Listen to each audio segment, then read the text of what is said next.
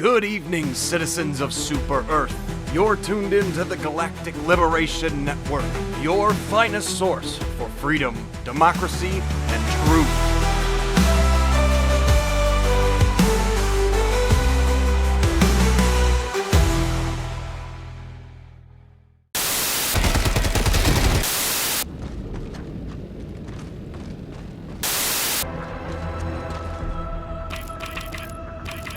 Looking one, beginning ascent.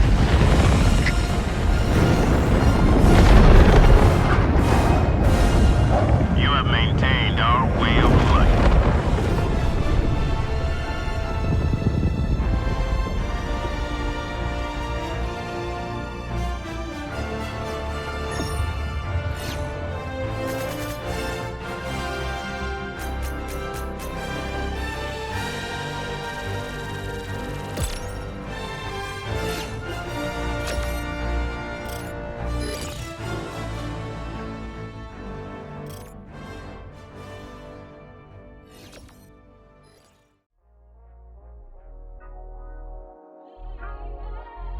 Good evening, citizens of Super Earth. This is the Galactic Liberation Network, bringing you verified reports from the front lines of managed democracy.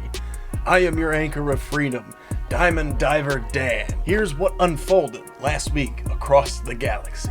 Fuck, this is difficult. The week opened with crisis in the Rigel sector, where Hesoi Prime was lost to the Illuminate. Within hours, High Command issued a counter-directive to liberate the planet, marking the first of many flashpoints in a brutal 7-day stretch. Meanwhile, attention shifted to something far greater, a major order of historic proportions. The order was clear: liberate the hive world of Oshayun. For months, its tunnels had swallowed brave Helldivers whole. Last week, the call came to finish what those heroes began. From orbit, the newly upgraded Democracy space station deployed to Oshayun, beginning atmospheric sterilization to weaken terminid resistance. The campaign for the Hive world had begun.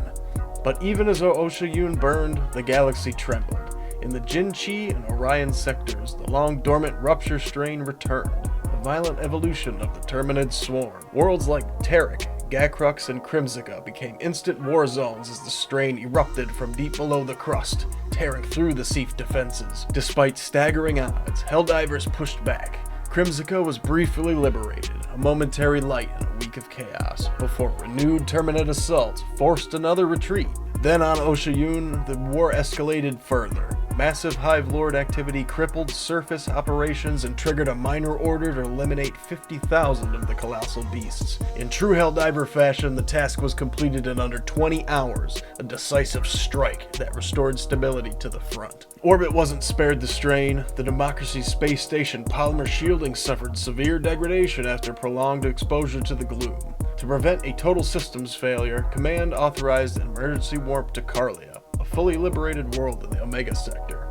For 11 hours, engineers fought to cleanse the station of spores and restore the protective polymer. By week's end, the DSS had been fully purified and cleared for redeployment to Oshayun. And then finally, the moment came. After nearly a week of ceaseless bombardment, orbital strikes, and the heroic sacrifice of more than a few brave Helldivers' limbs, we here at the Galactic Liberation Network can confirm the reports. Oshayun has officially been declared liberated. The Hive tunnels have been reduced to what military experts are calling a fine democracy powder, and the planet's surface is now reportedly 96% less bugged. Citizens are advised to remain indoors until the remaining 4% finishes screaming. Command credits the victory to exceptional coordination, overwhelming firepower, and a complete disregard for personal safety. Several Helldivers interviewed during the final assault stated they were just happy to be serving freedom right before running back into the line of fire. The she-cells by the Shanty, the she-shore. Oshayun will now undergo reconstruction efforts led by the Ministry of Terraforming and Propaganda, ensuring it once again becomes a shining beacon of liberty and a suitable vacation destination for surviving personnel. Serving democracy, freedom, and truth, this has been your Galactic Liberation Network Weekly War Report. I am your anchor of freedom, Diamond Diver Dan. Thank you everybody so much for tuning in, and we'll see you next time.